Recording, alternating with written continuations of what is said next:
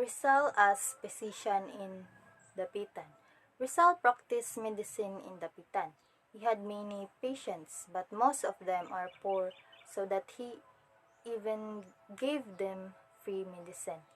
To his friend in Hong Kong, Dr. Marquez, he wrote, "Here the people are so poor that I have even to give medicines gratis." He had, however, some rich patients who paid him handsomely for his surgical skill. So, among in August 1893, his mother and sister Maria arrived in Dapitan and lived with him for 1 year and a half. He operated on his mother's right eye. The operation was successful, but Doña Teodora, ignoring her son instructions, removed the bandages from her eyes, thereby causing the wound to be infected. Thus, Rizal told Higaldo, his brother-in-law, "Now I understand very well why a physician should not treat the members of his family." So fortunately, the infection was arrested so that Doña Teodora's sight, thanks to her son's ophthalmic prowess, was fully restored. So Rizal's fame as a physician, particularly as an eye specialist, spread far and wide. He had many patients who came from different parts of the Philippines, from Luzon, Bohol, Cebu, Panay, Negros, and Mindanao, and even from Hong Kong.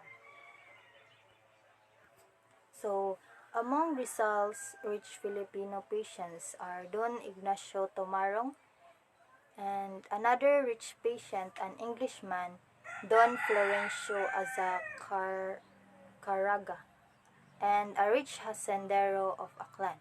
So, as a physician, Rizal became interested in local medicine and in the use of medicinal plants. He studied the medicinal plants of the Philippines and their curative values. To poor patients who could not afford to buy imported medicine, he prescribed local medicinal plants. Stem for Dapitan. Rizal held the title of Expert Surveyor Perito Agrimensor, which he obtained from the Ateneo. He supplemented his training as a surveyor by his reading of engineering books so that he came to know about engineering. So in Dapitan, he applied his knowledge of engineering by constructing a system of waterworks in order to furnish clean water to the townspeople.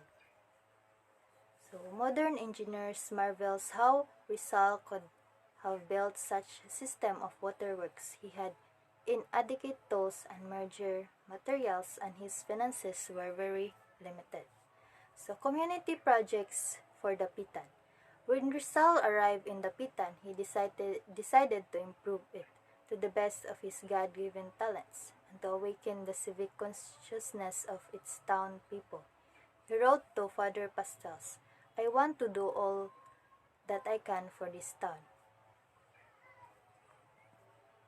So, next, Rizal as a teacher. Since boyhood, Rizal knew the value of good education. During his travels abroad, he observed the educational systems of modern nations. He himself planned to establish a modern college in Hong Kong for Filipino boys so that he could train them in modern pedagogical concepts, which were then unknown in the Philippines.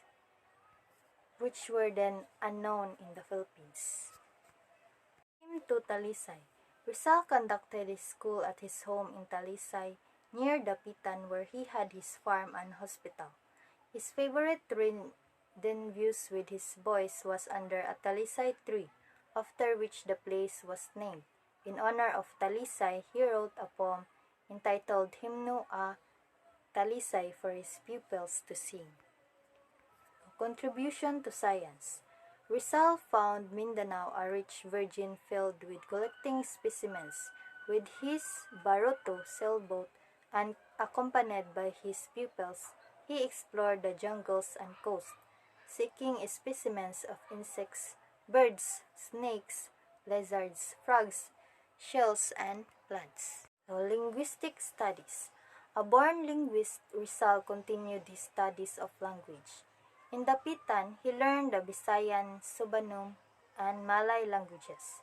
He wrote a Tagalog grammar, made a comparative study of the Visayan and Malayan languages, and studied the Visayan or Cebuan, and Subanum languages. By this time, Rizal could rank with the world's great linguists. He knew 22 languages. Artistic works in Dapitan. So Rizal continued his artistic pursuits in Dapitan. He contributed his painting skill to the Sisters of Charity who were preparing the sanctuary of the Holy Virgin in their private chapel. So other sculptural works of Rizal in Dapitan were a bust of Father Gorenico, a statue of girl called Dapitan Girl, and a wood carving of Josephine Bracken, his wife, and a bust of Saint Paul which he have give to Father Pastels, and the Mother's Revenge, a statue representing the mother dog killing the crocodile by the way of avenging her lost pup. In Dapitan, Rizal devoted much of his time to agriculture. He bought 16 hectares of land in Talisay where he built his home, school, and hospital, and planted cacao, coffee, sugarcane, coconuts, and fruit trees. Rizal as businessman. Aside from farming, Rizal engaged in business. In partnership with Ramon Carrion, a Dapitan merchant, he made profitable business ventures in fishing, copra, and hemp industries. Rizal's inventive ability. One little-known fact about Rizal was that he was also an inventor. It should be remembered that in 1887, while practicing medicine in Calamba, he invented a cigarette lighter which he sent as a gift to Blumentritt. He called it Solpukan. This unique cigarette lighter was made of wood. Its mechanism, said Rizal, based on the principle of compressed air. 3. In February 1895, Doña Tudora, with her eyesight fully restored, returned to Manila. During her long stay in Dapitan, she saw how busy her talented son was and regretted that he had neglected the muses. She requested him to write poetry again. In response to her request, Rizal wrote a beautiful poem about his serene life as an exile in Dapitan and sent it to her on October 22, 1895. This poem was titled Mi Retiro, My Retreat, which is acclaimed by literary critics as one of the best ever penned by Rizal. Rizal and Josephine Bracken. In the silent hours of the night after the day's hard work, Rizal was often sad. He missed his family and relatives, his good friends in foreign lands, the exhilarating life in cities of Europe, and his happy days in Calamba. The death of Leonora Rivera on August 28, 1893, left a poignant void in his heart. He needed somebody to cheer him up in his lonely exile. In God's own time, this somebody came to Dapitan, like a sunbeam to dispel his melancholy mood. She was Josephine Bracken, an Irish girl of sweet 18, slender, a chestnut blonde with blue eyes, dressed with elegant simplicity, with an atmosphere of light gaiety. So, she was born in Hong Kong on October 3, 1876 of Irish parents. James Bracken, a corporal in the British garrison, and Elizabeth Jane McBride. Her mother died in childbirth and she was adopted by Mr. George Taffer, who later became blind. No ophthalmic specialist in Hong Kong could cure Mr. Taffer's blindness, so that he, accompanied by his adopted daughter, Josephine, went to Manila to seek the services of the famous ophthalmic surgeon, Dr. Rizal. So they heard in the city that Rizal was in Dapitan, where they proceeded, accompanied by a Filipina companion, Manila Orlac. They presented to Rizal a card of introduction by Julio Llorente, his friend and schoolmate.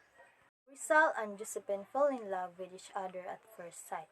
After a whirlwind romance of 1 month, they agreed to marry, then without the permission of the Bishop of Cebu. When Mr. Tuffer heard of their projected marriage, he flared up in violent rage. Unable to endure the thought of losing Josephine, he tried to commit suicide by cutting off his throat with a razor. Rizal, however, grabbed his wrist and prevented him from killing himself. To avoid a tragedy, Josephine went to Taufer to Manila by the first available steamer. The blind man went away uncured because his ailment was venereal in nature, hence incurable. Mr. Taufer returned alone to Hong Kong. Josephine stayed in Manila with Rizal's family. Later, she returned to Dapitan. Since no priest would marry them, Rizal and Josephine held hands together and married themselves before the eyes of God. They live as man and wife. Of course, Father Abak was scandalized and many unsavory tales were circulated by gossips in Dapitan. So Rizal and Josephine live happily in Dapitan. In several letters to his family, Rizal praised Josephine and revealed his new happiness. He was no longer lonely. Dapitan had become for him a heaven of bliss. At one time, Rizal wrote a poem for Josephine titled Josephine, Josephine. In the early part of 1896, Rizal was extremely happy because Josephine was expecting a baby. Unfortunately, he played a prank on her, frightening her so that she prematurely gave birth to an 8-month baby boy, who lived only for 3 hours. This lost son of Rizal was named Francisco, in honor of Don Francisco, the hero's father, was buried in Dapitan. Rizal and the Katipunan. While Rizal was mourning the loss of his son, ominous clouds of revolution gradually darkened the Philippine skies. Andres Bonifacio, the great plebeian, was sowing the seeds of an armed uprising. The secret revolutionary society called Katipunan, which he founded on July 7, 1892, was gaining more and more adherents.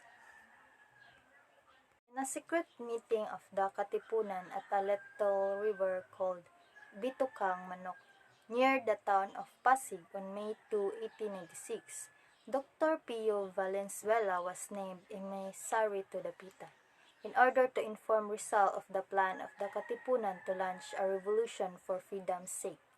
On June 15, Dr. Valenzuela left Manila on board the steamer Venus. To camouflage his real mission, he brought with him a blind man named Raimundo Mata and a guide, ostensibly going to Dapitan to solicit Rizal's expert medical advice. Dr. Valenzuela arrived in Dapitan in the evening of June 21, 1896. Rizal, ever a hospitable host, welcomed him. After supper, the two had a heart-to-heart talk in the garden. Valenzuela told him of the Katipunan plan and the necessity of his support. Rizal objected to Bonifacio's audacious project to plunge the country in the bloody revolution. He was of the sincere belief that it was premature for 2 reasons. Number 1, the people are not ready for a revolution, and arms and funds must first be collected before raising the cry of revolution. He also disapproved of the other plan of the Katipunan to rescue him because he had given his word of honor to the Spanish authorities and he did not want to break it. Volunteers as military doctor in Cuba. Months before the Katipunan contacted him, Rizal had offered his services as military doctor in Cuba, which was then in the throes of a revolution and raging yellow fever epidemic. There was a shortage of physicians to minister to the needs of the Spanish troops and the Cuban people. It was Blumentritt who told him of the deplorable health situation in war-ridden Cuba and advised him to volunteer as army physician there. Next, the Song of the Traveler. Great was Rizal's joy in receiving the gladsome news from Malacanang. At last, he was free. Once more, he was going to travel, to Europe and then to Cuba. It was with this joyous thought of resuming his travels that he wrote his heartwarming poem, El Canto del Viajero, the Song of the Traveler. Adios Dapitan. On July 31, 1896, Rizal's four-year exile in Dapitan came to an end. At midnight of that date, he embarked on board the steamer Hispania. He was accompanied by Josephine, Narcissa, Angelica, Narcissa's daughter, his three nephews, and six pupils. Almost all the Dapitan folks, young and old, were at the shore to bid him goodbye. Many wept as the steamer sailed away, especially the other pupils who were too poor to accompany their beloved teacher to Manila. As farewell music, the town brass band strangely played the dolorous funeral march of Chopin. As its melancholy melody floated in the air, Rizal must have felt it deeply, for with his presentiment of death, it seemed an obsequy or a requiem. As the steamer pushed out into the sea, Rizal gazed for the last time on the Dapitan with his hands waving in farewell salute to its kind and hospitable folks, and with a crying heart filled with tears of nostalgic memories. When he could no longer see the dim shoreline, he sadly went to his cabin and wrote his diary. I have been in that district for years, 13 days and a few hours. So it's the end of the chapter 22 of Rizal. Thank you for listening.